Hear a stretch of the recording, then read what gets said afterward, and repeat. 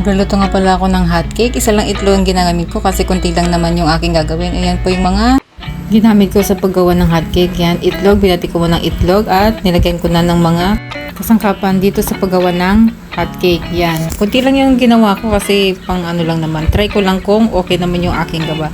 At inumpisahan ko magpainit. Maglulutuan ko ng hotcake. Yan. Inumpisahan ko nilagyan ko ng kunting mantika at margarine. Tinry ko lang din siya ilagay at ito na. Nilagyan ko ulit ng panibago. Ayan, naluto na rin ng isa. Pangatlo na yan at naglagay ulit ako ng panibago.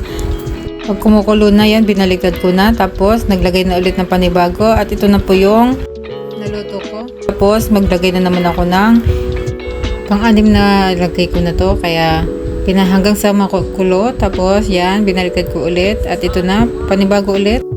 Tapos, naglagay ulit ako. Naluto na naman. At ito na talaga yung last na aking ginawa. Kasi pang-walo na yan. Kasi akala ko wala na eh. Yan. Pagkatapos niya, binaliktad ko na rin. At ito na yung nagawa ko ngayong sa video ito. Yan, nakawalong piraso ako ng hotcake. Salamat sa panonood. Bye-bye!